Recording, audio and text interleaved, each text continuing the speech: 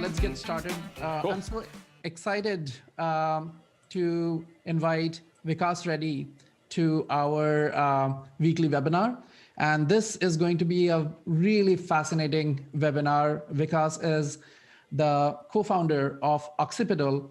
And if you remember, 10 years back, there was this mini revolution inside computer vision. Depth cameras started showing up. Affordable depth cameras started showing up in the computer vision market, in the actually consumer market. And Occipital was one of the companies leading this revolution. And Vikas is the co-founder of that. And he's also starting a new company now called Lighttwist. Vikas, I would let you introduce yourself. Yeah. Great to be here. And yeah, thanks for having me on. Super excited to talk to you guys today and talk about, a bunch of different things. So, now I'm, as Satya mentioned, I'm, as co-founder of Occipital, started something new, which is Lighttwist, which is a virtual video studio on the iPhone for creators and creatives. And we'll talk a little bit about that today. Just excited to talk about 3D vision for virtual video production. That's great. And as always, we have Phil Nelson with us, who is the content manager at OpenCV.org, and he puts together all these all our shows. Howdy, everybody. As a reminder, we will be doing Q&A at the end of the session. Also, there will be a trivia question. Would you like to tell them what they'll win if they answer the trivia question right, Vikas? Oh, yeah. Well, if they answer the question right, they will win a lovely, fully customizable 3D virtual studio to shoot videos in. So it could be a cyberpunk lab, it could be a Zen garden, it could be really, some kind of crazy fairy forest, like anything you can kind of imagine from the game engine world. We'll build it for you and you can shoot video in it. It's awesome. So stick around for that. And we're using Zoom's Q&A functionality. So if you have questions during the show, please send them that way and we'll try to go first come, first serve. Awesome. That's great. So Vikas is like an entrepreneur's entrepreneur. I have heard so many stories about him, and I talked to him today about other stories that I did not know. So it's going to be a fascinating talk. Let's get started, Vikas. Yeah, so here, I'll do a quick screen share here. Cool, let me make this a little bit bigger. You guys see this okay? Yep. Cool, awesome. I'm going to talk to you about 3D vision for virtual video production, and also tell a little bit of the backstory of the structure sensor launch, which was a pretty crazy thing that we did back in the day. So just to give you a quick initial introduction to Lighttwist itself. As mentioned, it's a virtual video studio on the iPhone for creators and creatives. So I'll just play a quick doumo video here, and we'll actually come back to this because it's actually combining some ideas from virtual production. I hope you hear this message. I'm beginning to question the nature of my reality. I was working on a prototype in the lab and something must have gone wrong. Not sure what's happening. Things keep cycling and repeating. This was actually captured in my basement here by my wife, which was the hardest part was actually just getting the lines right. I kept messing it up, but so this is actually one of the more, it's a little bit different of a use of, of perception and 3D vision. This idea of using it for essentially making this world of this technology of virtual video production possible for on the iPhone and for lower price point and much more accessible to creators. So we'll get back to this later, but personally give you a little bit of background. Been through a whole bunch of things. So I think I only had a real job for 1 year, maybe after college, and then started a company with my friend Jeff Powers from Michigan. Essentially two companies. One was Red Laser, and then co-founded Occipital as well, as Satya mentioned. Red Laser was a crazy experience. I won't get into all the craziness around that story, but I like to call it the Benjamin Button of companies, because both Jeff and I built that just as a two-person team. It was like solving a very specific, small problem in computer vision, which is how do you take a fixed focus camera and scan a barcode, even though it's full, totally defocus blurred. And so we pulled off, using some kind of crazy optimizations and, some neat hacks to make it possible to scan a barcode in real time at 2 FPS on the original iPhones. yeah, had the app go to the top of the App Store for about, I think, 6 or 7 months straight. And then it got featured in an Apple commercial during prime time, which was awesome. And then eventually acquired by eBay. And yeah, we took some of that, some of the cash from that, and actually we decided to go raise some venture money as well, and started Occipital around this idea of a spatial computing platform for the home, or like, I think we called it like a game engine for augmented reality for the home. Probably the close, essentially like in a lot of ways what ARKit and ARCore are today. And so, yeah, we built a bunch of products over, at Occipital, like structure sensor and SDK, which I'll talk about a little bit today. And then Canvas is what we're focused on today, which is using some of that same underlying 3D reconstruction and perception, and then pairing it with some higher level semantics to do scan to CAD. So as a pro, you can go into a home, scan it, and get back a clean CAD file. So yeah, Occipital still, it's about a 60-person team or so. It's raised $37 million in capital over 3 rounds, and is growing. And yeah, left there in early 2020 to start something new. So that's great. Actually, Vikas, I mean, you can share as much as you're comfortable sharing. Yeah. But even with Red Laser, which was just a company of 2 people. Yeah. It is fascinating the scale that you were able to achieve. Right. It is one of those things that the scale of the platform comes into play here, and this is one place which I regretted not seeing how big the iPhone app market was in my previous company. So could you tell the audience, only if you're comfortable, what kind of revenue was this generating on a daily basis? And, the acquisition, what was it acquired for? Yeah, I mean, as far as it was, I mean, yeah, pretty crazy experience. So, just like, we started off, we went through several iterations. So we launched it in like June 2009. And then the first version was kind of a dud, was not very good. And so we went through a bunch of iterations, and it kind of just took off virally around September 2009. And it was like, one day we had 100 sales. The next day was like 200. We were selling it for like $2 at the time. And it went all the way up to the App Store. I forget, number of sales exactly, but it was like, at some point, we were at the peak, it was doing like something like $30,000 to $40,000 or more per day, which was kind of crazy. For a 2-person company. Yeah, 2-person company. We were still paying ourselves $1,200 a month each. And so our burn, still probably like the most profitable company by far I've ever built, which is, it was like 99.9% profitable at that point. Yeah, I just want to reiterate what you just said, so people don't think that we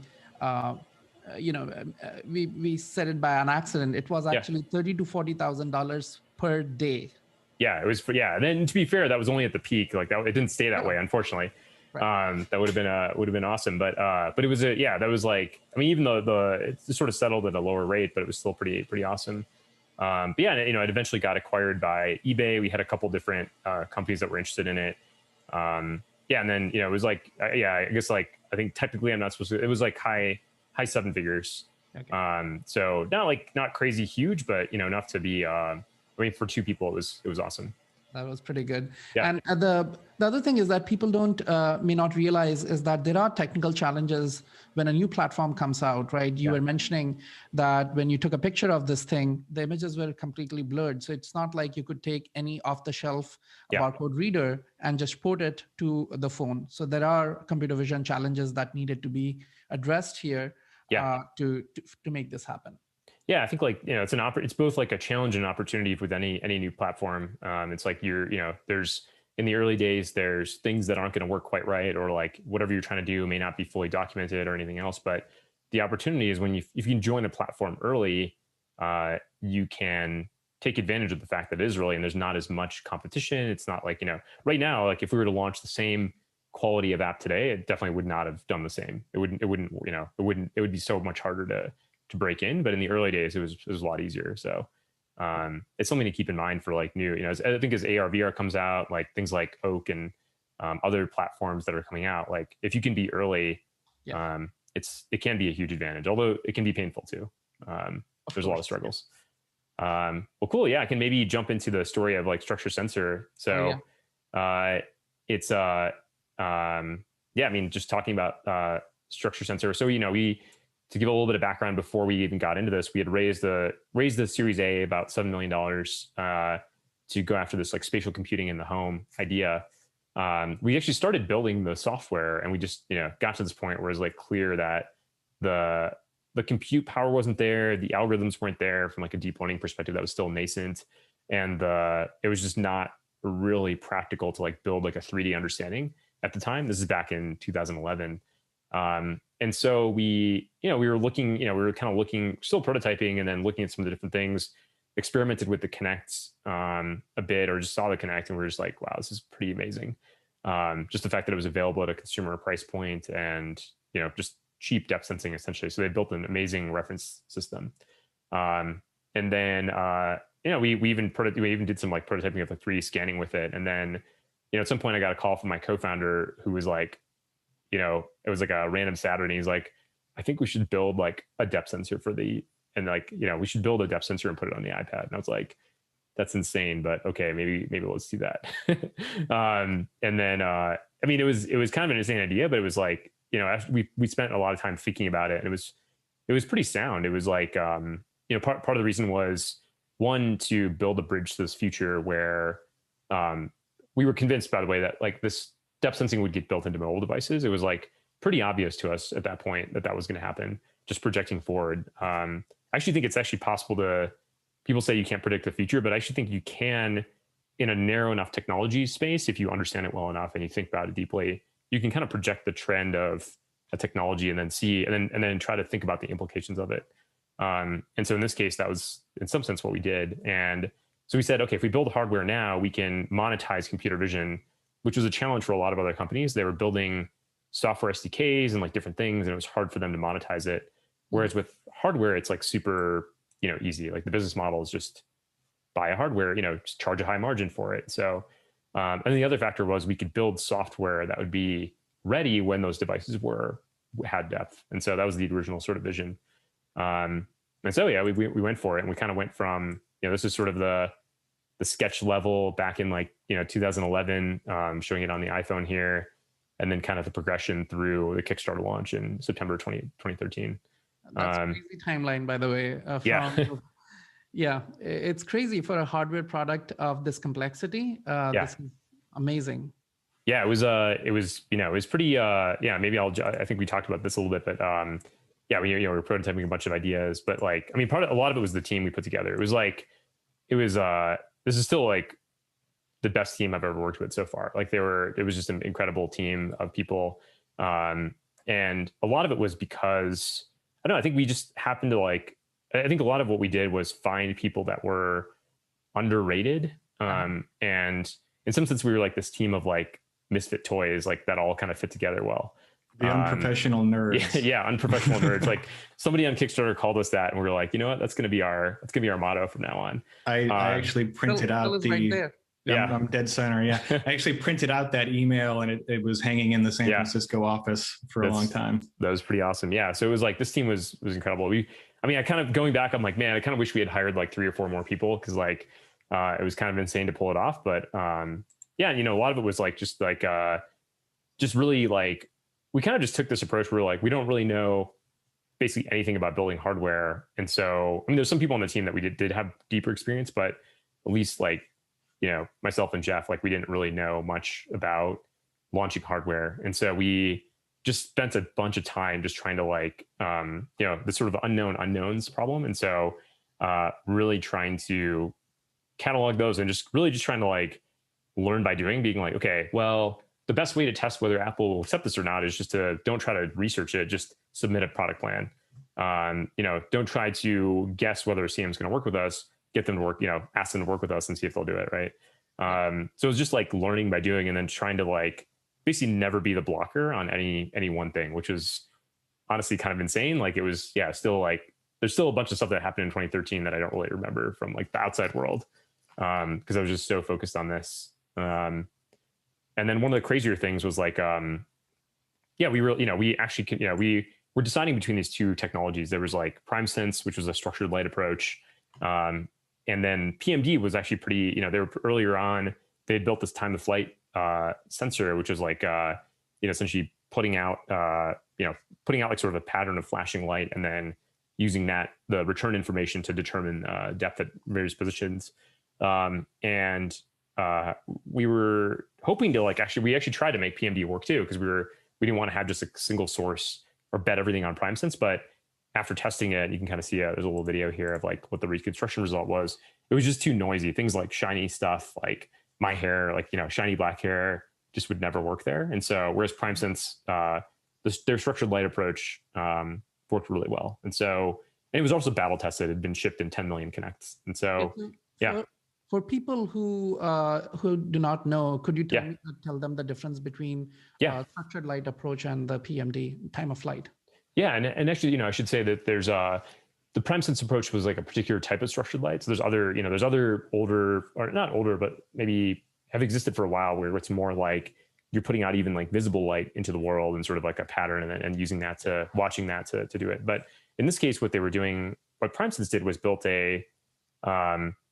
it's kind of crazy to say this, but yeah, basically they had a laser that shined through a hologram, essentially, this diffractive grating, and produced a dot pattern out in the world in the infrared spectrum. And then they had an infrared camera, a single infrared camera that was had a filter that had a narrow bandpass at the same wavelength as the infrared projector. And so the other crazy thing about this whole system on the Connect, and it's something we had to do in the structure sensor too, is they had a whole system to keep the laser and the laser essentially at the right temperature, because there's the laser itself will drift in wavelength if the temperature changes. So so they actually had this like really nice system there. And so that was their system. And like there was some nice trade-offs where you can and then they also built like they encoded this sort of some of it's sort of very similar to stereo search. Like so you do a stereo search, but you do it not against the real image. So it's not two cameras,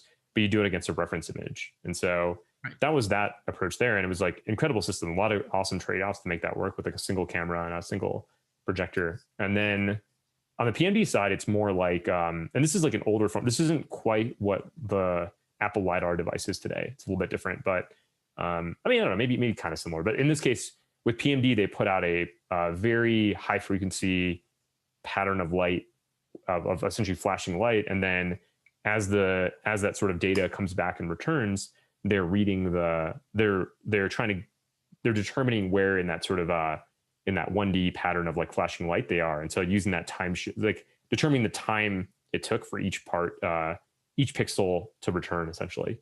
And that determined the depth. And that has some issues, like there's multipath issues where like the light might bounce around and then come in, or very shiny stuff, it just doesn't work as well. But it's been refined over time too. Like it's actually they've done a much, like if you tried their tech now, it's much better.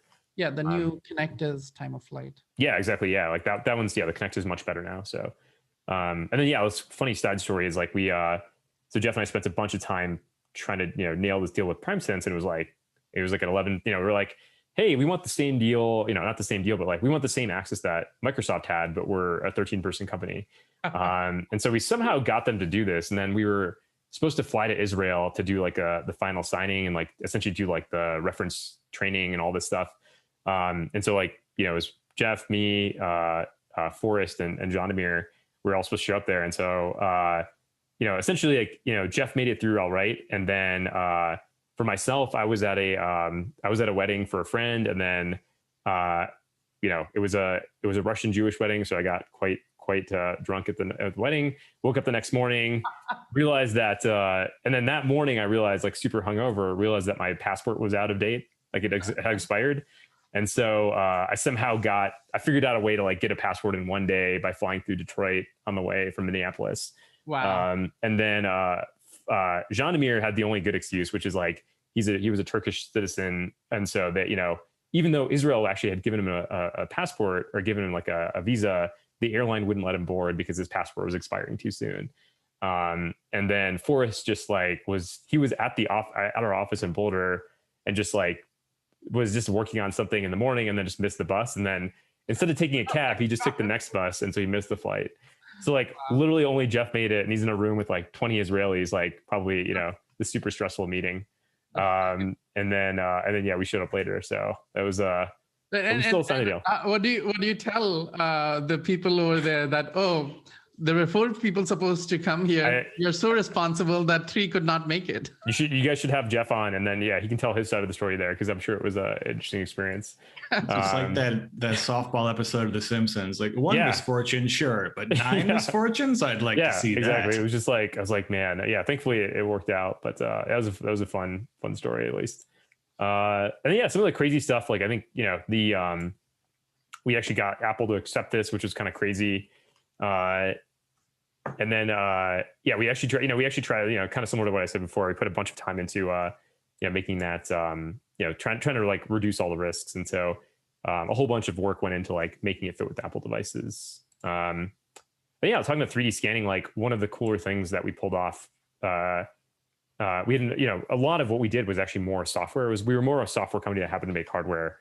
And so like we built this structure sensor, but like the software to like take that data, calibrate it, and like pair it with the RGB camera and then do a 3D reconstruction in real time on the iPad was like, just, that was an incredibly hard challenge. And so this is I can't tell. Is it running pretty fast? What FPS is it?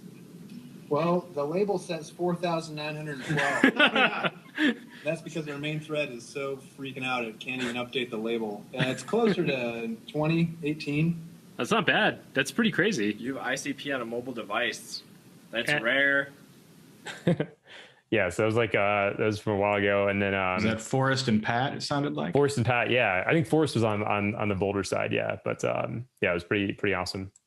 And then yeah, lastly, like, you know, I'll just touch on this for a second. It's like, yeah, we had to spend an incredible amount of time like thinking about how to talk about this product, because it was totally new. It's not like we were like, oh, it's just a better X. It was like, it's a 3D sensor that goes on your iPad, and like, why is that a thing you should buy? And so I think we redid our launch video 3 times. The first version made me want to throw up in my mouth, because I was just like, after we had spent so much time on this, I was like, this is just not good enough. And then, yeah, we like spent a whole bunch of time just deconstructing other Kickstarter videos just to learn what made a successful video. So you raised $1.3 million through your Kickstarter. Yep. And that was an inspiration for us. You know, we were, wow, these guys did such an awesome thing. And this was back in 2013. Yeah. 2013. Yeah. And, you know, Kickstarter now is much bigger than what it was at that time. So it was stunning. I mean, I was watching that as well. And it was very impressive. Oh, yes. I was personally motivated to defeat you. And we did. Yeah. The CV AI kit outraised structure sensors. So. I know. Yeah. It was like, I mean, in a lot of ways, I think it's like taking the same, a lot of this, the same way of like democratizing this technology, I think is pretty exciting. I think it's going to be, in general, I'm always happy when like things that were always hard to access and like use just become more accessible. It's always, you know, almost always like for the better. So yeah, super. Yeah, it was. I was also surprised how you were able to get Tim O'Reilly and others to. Yeah, via the video. Yeah, this is like a technique that I don't necessarily recommend always, but we would we kind of just showed up with actually I don't know if I was at the Tim O'Reilly one, but Daniel Suarez both I like got an intro to him, and I had already read all his books, and so I was like you know, I had this intuition that like a sci-fi author would be awesome to have, because they're really good at talking about technology, right? And so so we like flew down there, like got an intro somehow, and then like we're like, hey, like, so we're doing this thing, it's like for we're just showing it. He's like, oh, this is awesome. And they're like, so can we like record you like talking about it? And he's like, for our video? And he's like, I don't know. And then he finally, because it was Kickstarter, he was like, all right, fine, I'll do it. And so they're like, cool, let's do it right now. And we've literally had the video like camera ready to go. And then it was just so I mean, some of these people we just knew, we'd already like networked with and stuff, but no, it was fun. It was just like it was a good experience. Brad Ski did, Brad Ski was part of that too. So yeah. And here I'll show like a little raised about 1.3 million, but really like that kind of like that was just the beginning. Like we actually got there's over 130 apps, like, and not just like apps that were built, but like significant companies that built their whole product on top of our technology, which was awesome. So like orthotics, prosthetics, that whole market was like pretty revolutionized. There's a bunch of data sets, like ScanNet is like one that was created in collaboration with Tomb. and Matthias Niesner, and then yeah, just like some pretty awesome apps that we never would have thought. Like this whole like medical space was like the one that ended up being pretty big, and we were like never thought that was a thing. So I remember we would get some of the industry magazines, and suddenly like the O&P orthotics and prosthetics magazine, every other page was like somebody with a structure sensor on an iPad. It was yeah, it was pretty crazy. It was a fun thing. Just like, yeah, didn't still like, yeah, the most that, and then the other crazy thing that happened the week of Kickstarter launch was as if like, yeah, there was a couple of things we had to overcome, like Premson's getting acquired by Apple. We had to do a last time buy of chips. There was a 100-year flood literally the week of our Kickstarter launch in Boulder, where we gathered everybody. So my house got flooded. It was just like, yeah, it was just crazy experience. But yeah, anyway, that was that. So maybe I'll switch over to 3D vision for virtual production then. Okay. Yeah, I mean, that background is so impressive. I think people loved it. Oh yeah, no, thanks. Yeah, that's great to hear. No, it was fun. It was challenging. It was kind of insane to do it, but it was it was a great experience. I would do it again, even knowing what I know now. Nice. So cool. Let's talk about this. So like, so 3D vision for video, virtual video production. So I'm just going to play this clip from clip together from this video from ILM about how they make the Mandalorian. So before maybe I'll introduce and say one of the most interesting things, if you've watched the show, highly recommend it. It's an awesome show on Disney Plus. Is they shoot almost every single episode is shot on the exact same physical location, and what they did to pull this off is just incredible. And I mean, they did this pre-COVID, so it wasn't even like sort of a COVID plan, but I'm sure it will play well even in these times. So here's a little quick.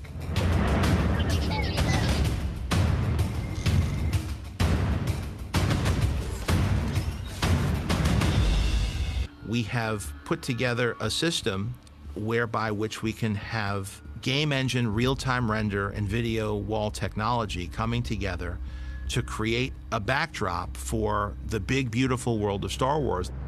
The volume is 21 feet tall, it's 75 feet in diameter, run by 7 machines, pumping the visuals onto the screen that's being created in pre-production. Everything in the volume is designed to both light the actors and to be a background that we can directly photograph. If you look at visual effects heavy films, you've got a film set and then it's going to go to post and it's going to get the world put in. Here we're considering all of that at the same time, and how do we create a background and foreground that live together?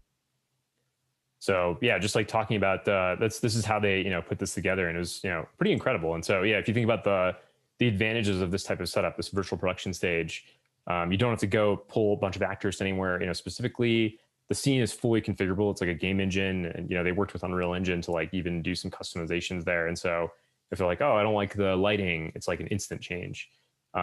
Real-time feedback for mostly it's hard for the actors to see it necessarily, but the rest of the crew director. And the director, the videographer, like, and you also get some aspects of, you still have to have some other lighting, but like some of the environment lighting effects you get for free. So if you look at like the Mandalorian's, like his armor is super shiny, but it's very, it's correctly reflecting all this sort of light from the volume, which is awesome.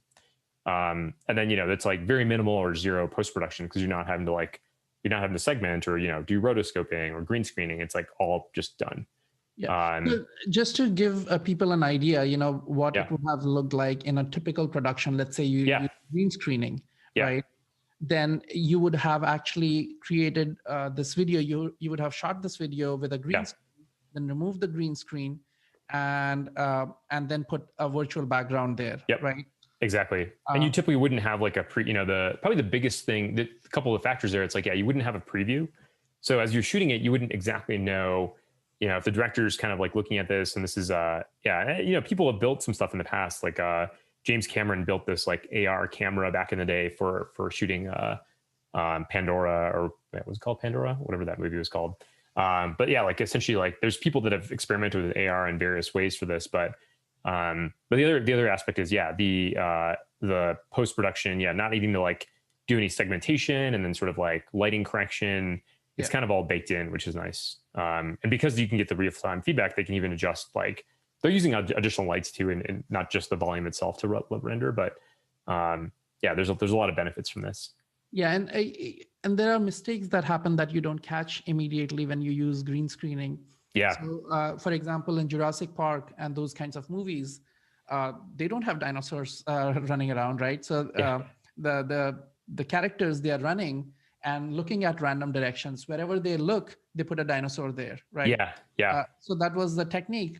Now, they obviously cannot do that for every places. So if you watch very carefully, you would see this the kid scared and look at some place where there is nothing, right? Yeah. So there are these glitches that happen in that kind of environment.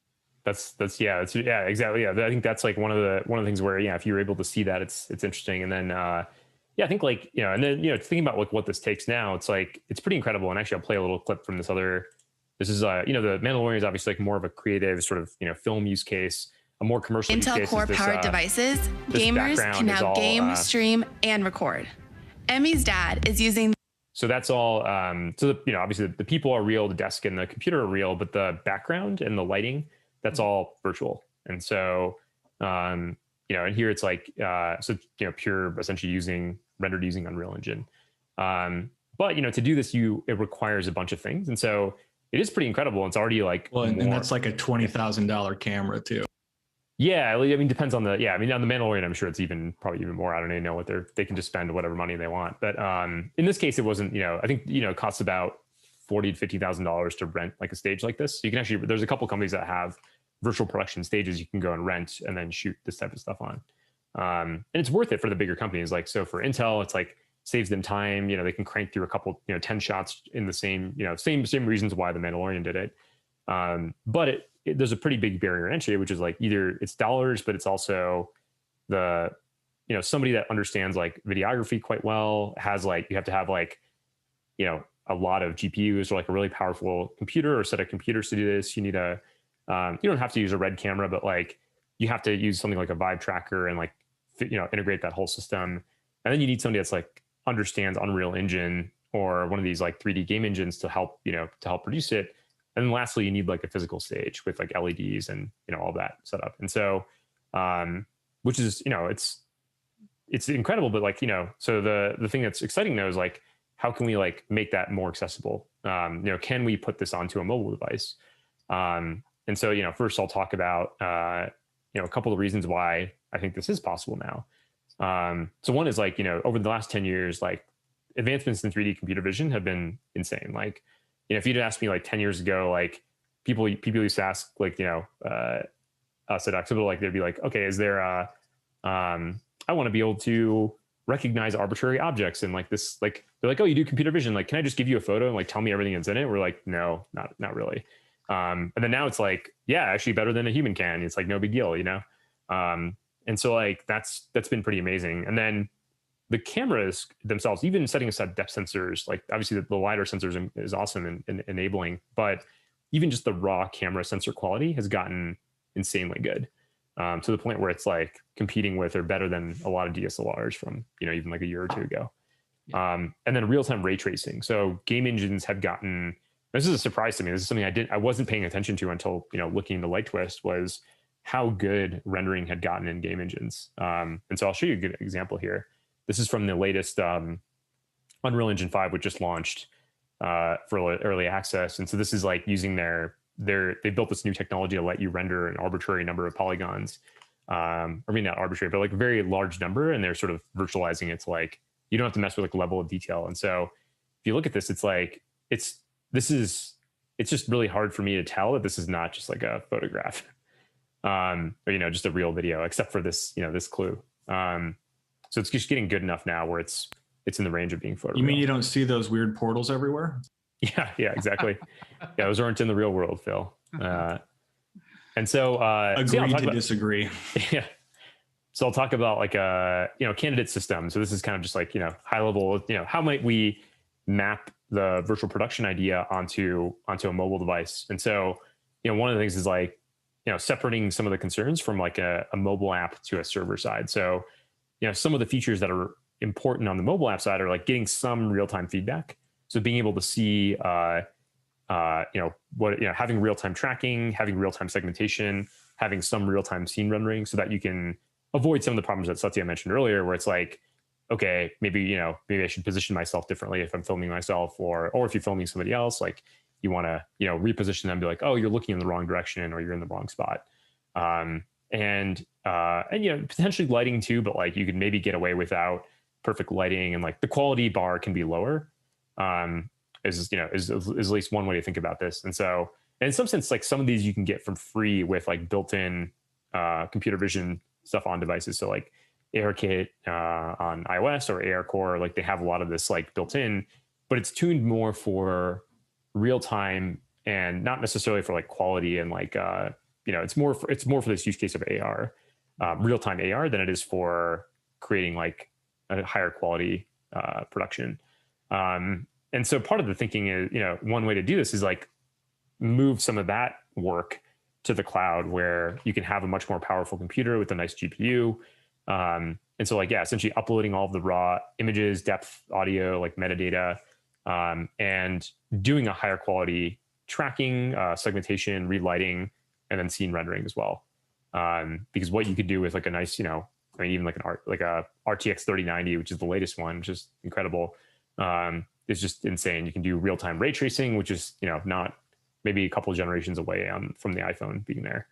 And so, and then the nice thing is like, you kind of get the scene rendering is one where you don't have to like re-implement that. That's already done by game engines like Unreal and others. So, here's, go ahead. Question on this. So on the iOS app itself, when you're showing the preview, you're using whatever is natively available there.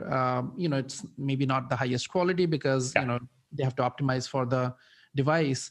But then that raw information also gets sent to the server, which you have the time. You don't have to do it real time, right? You actually render it later on at a much higher resolution. But this preview gives you enough information how the shot is going to look. That's right. And the actual rendering is done on the server.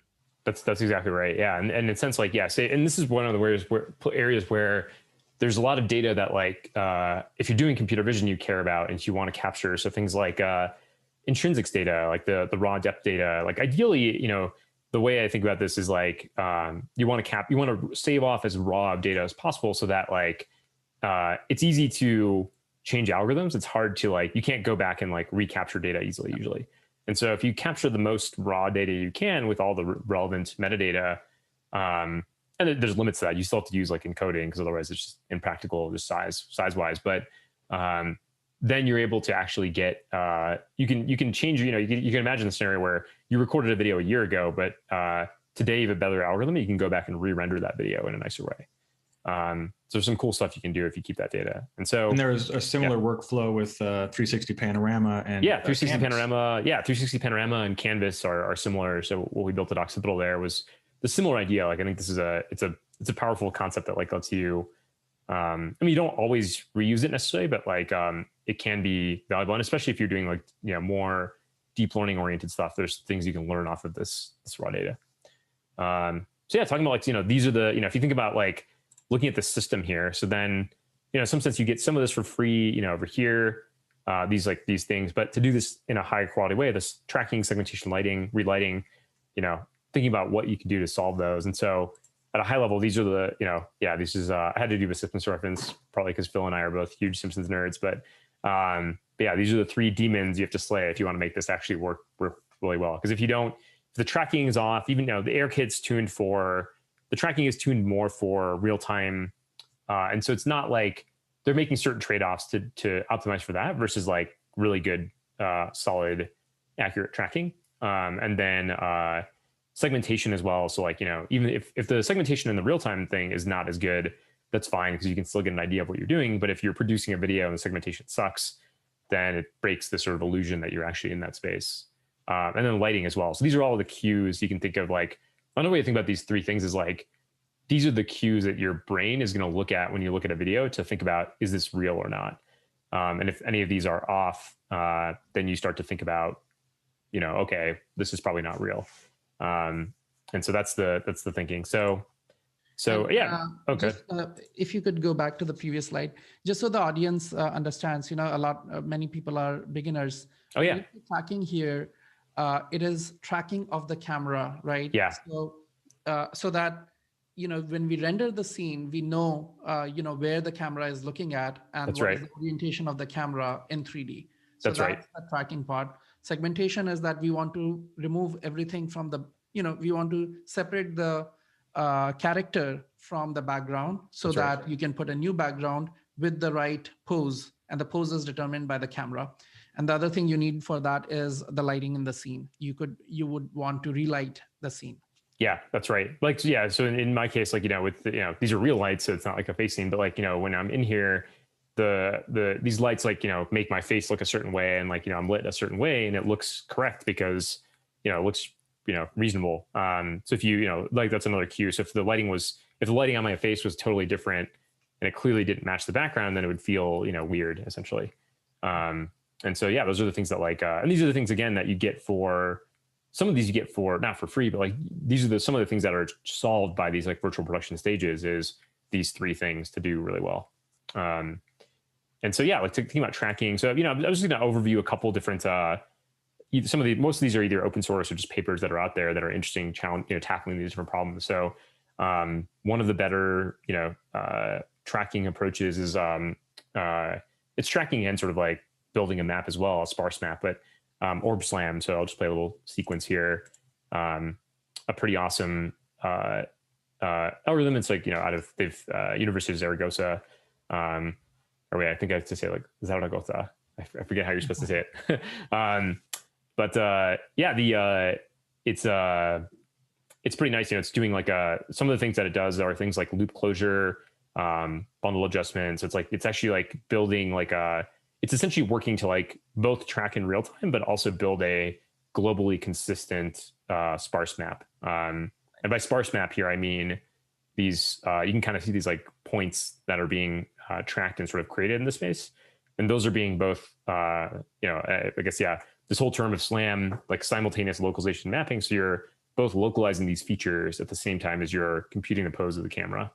And then ideally, what is happening in the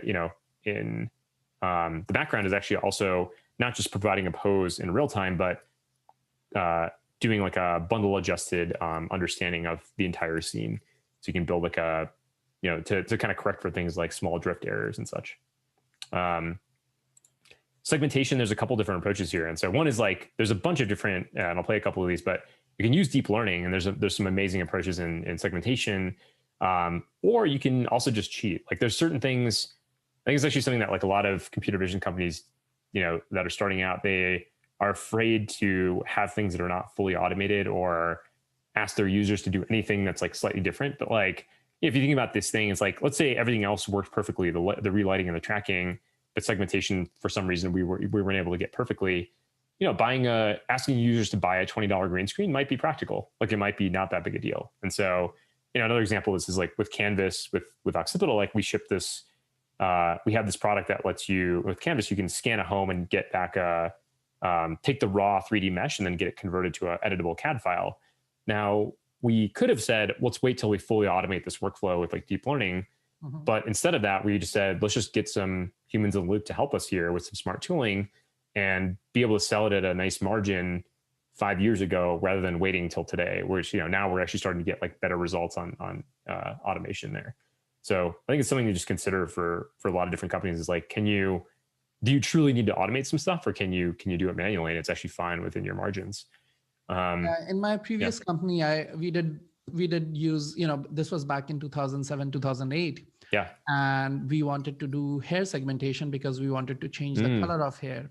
And at that time, there was no deep learning, and it was extremely difficult to do it completely automatically. But if the user could add a few scribbles on the hair, say that, oh, this is in the foreground and the background, right? Then there were several algorithms that would do a very good job. Yeah. And so we made this interactive thing. And at that time, people were more interested in photos because, video barely played on the phones, etc. Right. We were able to build that thing where, people could change their own hair color and with a few scribbles, right? That's awesome. Yeah. Otherwise, we would have to wait for 7 years for deep learning to catch up. Yeah, exactly. And that's like, that's the kind of stuff you can, you have to do when you're building a company, where you don't necessarily have to do when you're building, if you're in academia. And they serve, they both academia and companies serve different purposes, and they're actually both very useful. It's like, in academia, you're pushing forward the state of the art and often like a pretty narrow idea, just by necessity. Although there's some exceptions to that, even in the paper, even in the academic world. And then, with companies, it's like more like, okay, we're solving a problem, so what can we pull together to like solve that problem? Doesn't really matter, who cares if it's computer vision or not necessarily. So yeah, it's an interesting approach. Yeah, and I'll play a couple. There's this is like one approach, and then here's like a little cool approach here from this company called Runway ML that's doing an awesome job with segmentation. It's like pulling out different categories. And yeah, talking about relighting. So there's like a bunch of different papers here. And like, should I get a little water here? So one is by Google's research lab, and so they've done a pretty amazing job with people that are captured in this light stage that they create. And so once they've captured people in this rig that they've set up, they're able to put them into all these different, essentially different lighting conditions. And so it's pretty amazing. Like the results are quite good. And so they're not using like a game engine scene necessarily, but they're using just like other images. So take a person from one image, put them in a totally different image, and use this as a result, with some HDR map as well. It's pretty awesome. And then on the right is like another clever approach, which I just thought was awesome, which is this awesome hack of using the monitor itself and then varying, essentially like using the monitor as a controllable light source to then and then paired with a webcam to, essentially the idea of, it's almost like, in some ways, like almost like a structured light type idea where you're using the monitor to put out light onto the face and then reading that return on the webcam and then using that to learn like a, either explicit or implicit. I think in this case, it's more of a deep learning implicit model, but or like an encoder decoder approach, but like encoding this idea of like, what does that person's face look like in like a lighting independent condition, and then being able to relight it essentially. So yeah, this is pretty clever. You can see this, they're like kind of varying the lighting pattern on the monitor and then relighting the person because they're able to learn that face. I just like this one because it's a clever hack where it's like, really super clever. So, and this, in some sense, what we're doing with Lighttwist is putting all these ideas together and a bunch more to, and cheating where we can, like, doing all the things we can to like solve this problem of like making it super easy for people to create this content. And so, maybe lastly, I'll end on, and then we can do questions. Yeah. Like looking for people to join the team. So, some of the things like really care about are, people that are ambitious, fast learning, really great at communication, intellectually honest, and a track record of building awesome things. Really don't care about degrees or like what universities people went to. Like I found that's like not a great predictor of people that are awesome to work with necessarily. And then, we're building this remotely. So anywhere in the West Coast USA to like Moscow time zone. And then one thing I was going to say, just mostly for this, only for the people on this webinar, I guess, is like a 5K bonus if you refer someone that gets hired in the next 3 months. The two roles we're looking for, it's founding computer vision engineer and a founding 3D graphics software engineer. So ideally both kind of in general, a combination of 3D math understanding and great software engineering skills. That's great. That's great. So this webinar will be circulated to our bigger email list, both on opencv.org, and I'll also send it to a Learn OpenCV email list. Awesome. So that it reaches the biggest audience. So because of some technical glitch, actually, our audience size is smaller today. There is an automated email that goes out of Zoom in the beginning, 1 hour before the thing, which did not go out because of some credit card glitch again, which I have fixed now. But anyways, the recorded video will go to a much larger audience. So cool. Should we actually do the question now? And then, sure. We'll... let's do it. Yeah. So let's see. I see one question here. Vikas, can you tell so we'll do trivia first. So Vikas, can you tell them what they'll win if they answer correctly? Oh yeah. I think I should repeat. Yeah. So essentially we'll have a 3D artist from Lighttwist build you a custom virtual video studio that you can use to shoot video in. So it could be a cyberpunk cafe, it could be a Zen garden, it could be a fairy forest, like really whatever you can imagine. They'll have a couple examples too. So yeah, that's what you'll win. Awesome. And this is for iPhone. So, you know, if you don't have an iPhone, you can maybe give it to a friend who does. Yeah. The way this works, for if you're here for the first time, is I'm going to ask you a trivia question from some of the slides during the presentation here. The first person to answer it correctly in the chat on my screen will win what Vikas just described. So, fingers on buzzers. What was the name of the barcode scanning app that helped start Occipital? Wow. That was fast. They're always Johnny on the spot. Yeah, Johnny on the spot. Adam Birch won on my screen here. Congratulations, Adam. Nice. Dang, that was quick. Yeah, they're always just lickety split. What can I say? People love free stuff. Yeah.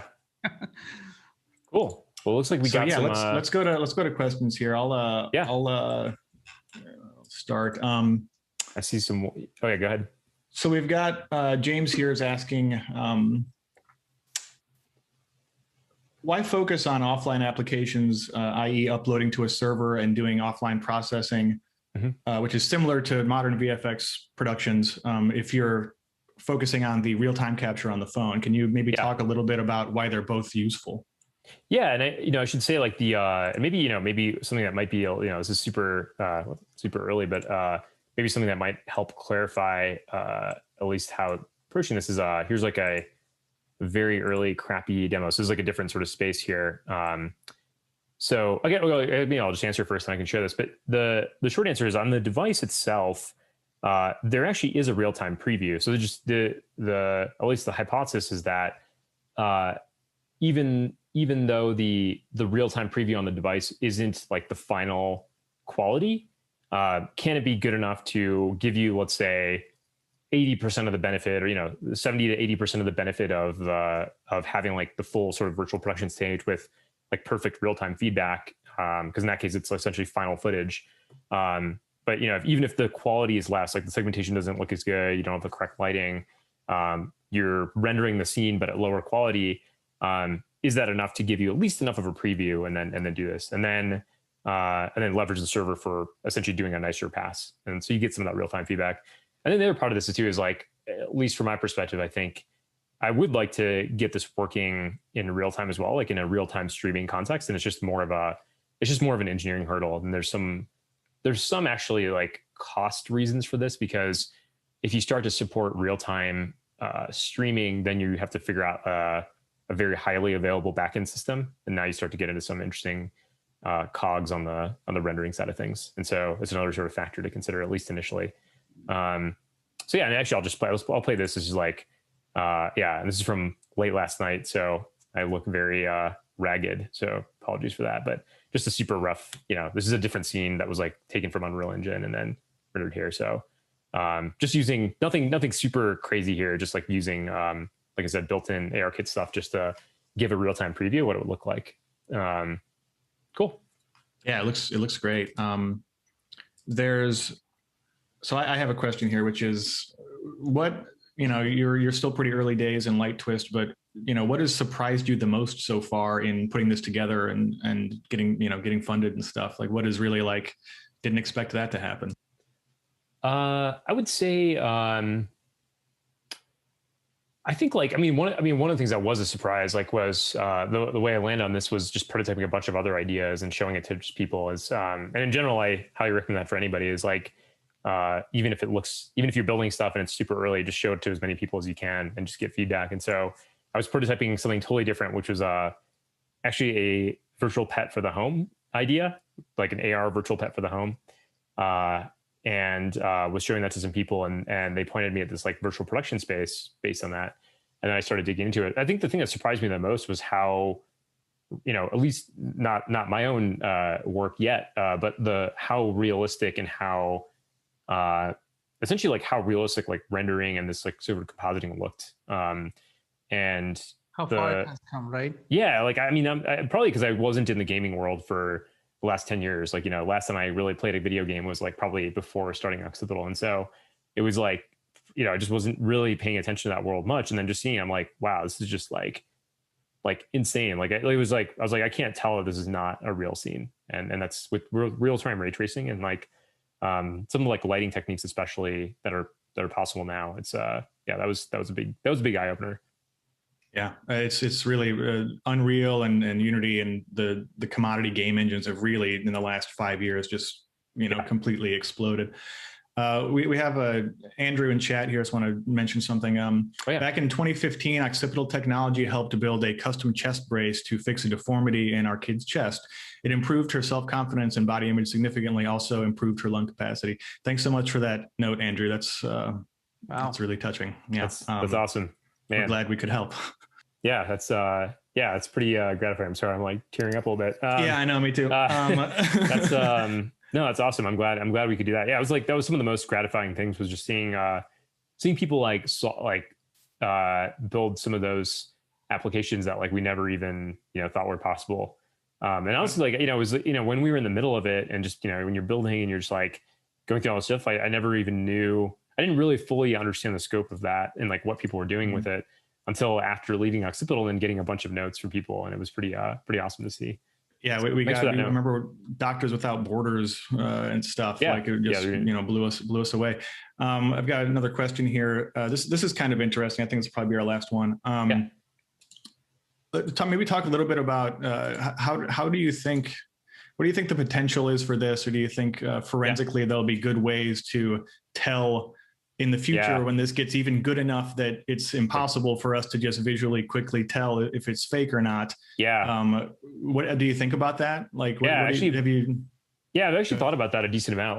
Like I haven't like exactly figured out a solution, but in general, yeah, I do think this is a thing that a lot of people will need to be thinking about. And like ethically, it's like, there are cases where you can imagine this, not this exactly necessarily, but if you think about synthetic video in general, being, given how powerful it is and given how like people are just sort of tuned into like, if they see a video of it, historically we're able to count on it being real because it's like hard to fake a video really well. We tend to believe what we see. Yeah. And so like, I think this is a thing that's a huge challenge. The way I'm thinking about it for Lighttwist is ideally encoding something into the video itself, like that can't be easily removed, like into the, kind of into the, like, not just like sort of like a little metadata at the beginning of the video, but actually something in the video itself where it can be easily detected. And so if it's used, if our software is used to generate the video, it's kind of encoded into the video frames itself, some information it's about self-identifying that this is. Yeah, exactly. Like, and beyond just a watermark, because you can easily remove watermarks. I think it has to be something that's like, it has to be something where it's like per frame and visually kind of encoded in sort of an invisible way. Part of the actual media stream. Yeah, exactly. And so if somebody were to like look at it, I don't know. I haven't to be honest, I haven't dug into all of the exact ways to do this, but there's a couple different approaches I've seen. But I would love to, if anyone has like a clear idea of like a bulletproof way to do this, I would love to hear it. Cause I've been looking into this. Cause this is a concern for sure. I should say right now we're nowhere near where that would be an issue, but when we get there, as we get there, I'd like to have it built in. Great. Awesome. I think you want to take us home, Satya? I have actually an announcement for our ongoing Kickstarter campaign. For people who do not know, we just added 2 more rewards, actually 3 more rewards, but 2 different products to our Kickstarter campaign. First of all, OpenCV AI Kit is available at a discount. And also for people who do not know, we recently won, yesterday actually, we won the most innovative, the best camera and sensor product of the year at Embedded Vision conference. So nice. That's a very big deal. Jetson Nano won for the best processor the year before. So we are very thrilled about that. And that OpenCV AI Kit with Depth OAK-D will be available in our Kickstarter campaign, as a reward. And we have also announced deep learning with TensorFlow and Keras. That's a course that we will be, it's a not yet released course, but it will be part of the Kickstarter campaign. And we have added that to our release as well. So with that little plug, I just wanted to say thank you to Vikas. This, your journey, the things that you have done it's incredible. And, I'm not only from the computer vision point of view, you talked about a lot of technical things and how this 3D production works. But for a lot of people who are entrepreneurs, this is gold. The kind of things that you have done and pulled off are very impressive. And I think people will get a lot of inspiration from what you have done. Thank you. And yeah, I should say, it's never, there's, the thing of, if you want to go far, go together. And there's a lot of people that were part of that journey. And so there's a lot of people that helped me too. And so if there's anyone that's thinking about starting companies, doing any, feel free to email me. I think I listed my email, but it's vikas@lighttwist.io. Basically with anything. Yeah. We'll put that information in our YouTube description as well. Cool. Yeah. I love talking, the best hack for having a great day is talking to people that are starting awesome things. It doesn't have to be a company, just organizations, ideas. I love it. So hit me up. Would love to hear from you. That's great. And thanks again, Phil, for organizing this. That is it. Thank you so much for our audience who did not even receive the reminder, but showed up. Thank you so much. Thanks, everybody. We'll see you next Thursday, 9 a.m. sharp. I believe our guest will be RoboFlow, Joseph Nelson, once again. Nice. Thanks. All right. Bye, guys. Thanks so much for watching this episode of the webinar. Please hit that like button, subscribe, and don't forget to tap the little bell icon to be notified when new episodes drop. Today's episode was brought to you by OpenCV Courses. Back their new Kickstarter campaign, OpenCV for Beginners. Find out more at opencv.org/courses. If you'd like to be in the audience next week, subscribe to the OpenCV newsletter.